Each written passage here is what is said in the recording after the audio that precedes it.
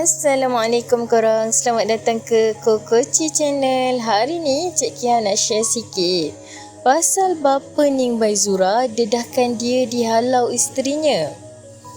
Sebelum kita start, Cik Kia nak ucapkan terima kasih kepada yang support Kokoci Channel sampailah sekarang.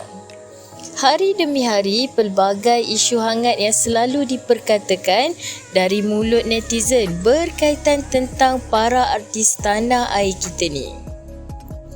Baru-baru ni, nama penyanyi wanita Malaysia yang terkenal iaitu Ning Baizura menjadi bualan hangat buat netizen. Apa yang Cik Kia tahu, ramai netizen memberikan kata tanya dan sangat terkejut pasal isu yang ada kaitan dengan Ning Baizura ni. Khabar angin mengatakan bapa Ning Baizura telah dedah yang dia dihalau isterinya. Jom sama-sama Cik Kia kita bongkarkannya. Saya hanya menuntut hak seorang ayah. Demikianlah keluhan Hamzah Sheikh Muhammad 64 tahun. Bapa penyanyi popular tanah air Ning Baizura, yang mendakwa beliau semakin terhalang untuk bertemu anaknya sejak wujudnya Ning Baizura International. Berdasarkan sumber yang Cik Kia dapat dari beritaharian.com menyatakan berita ini dilaporkan Harian Metro pada 20 Mei 1995 yang turut dipetik Hamzah sebagai berkata, hubungan dingin antaranya Ning Baizura dan isterinya Satilah Abdullah semakin meruncing apabila ejen pengurusan anak perempuannya itu, Adrian Hobbs, mula mencampuri soal peribadi keluarga mereka. Sejak awal lagi, saya mula merasakan sesuatu yang tidak kena dengan NBI. Siapakah sebenarnya orang putih yang menguruskan hidup Ning sekarang dan bagaimana mereka mula bertemu? Saya hanya diberitahu NBI ditubuhkan sejurus sebelum kami sekeluarga pergi mengerjakan umrah Februari lalu dan tiada perbincangan dibuat dengan saya terlebih dahulu.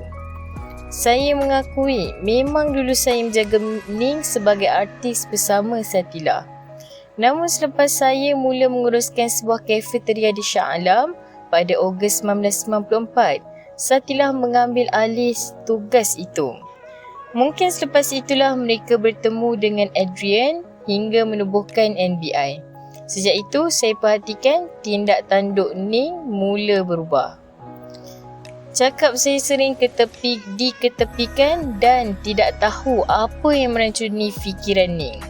Dalam hal ini, saya turut salahkan Satilah kerana bersikap terburu-buru, membuat keputusan dan terlalu menurut kehendak Adrian. Saya faham Ning masih mentah lagi dan mudah terpengaruh, katanya. Apa yang Cik Kia tahu, Hamzah berkata salah faham antara mereka mula memuncak selepas beliau cuba menghalang Ning daripada pergi melihat konsert Janet Jackson di Bangkok Mac 1995, iaitu sehari selepas mereka kembali dari Tanah Suci. Apa yang Cik Kia pasti, katanya Ning berkeras juga untuk pergi menyebabkan dia tidak dapat menghalang kehendak anaknya itu. Selepas itu, terjadilah insiden rumah mereka di Kajang dikunci dan kain bajunya diletakkan di luar pagar rumah isteri pertamanya, Nur Fatimah Nordin, tidak jauh daripada rumah Satilah.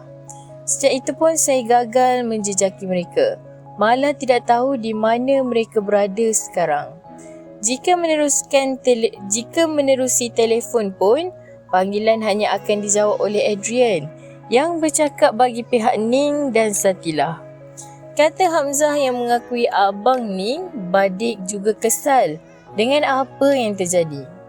Paling menyedihkan, Hamzah berkata Adrian terlebih dahulu tahu, malah memaklumkan kepada sebuah akhbar tabloid ketika itu bahawa Satilah mahu menuntut cerai daripadanya.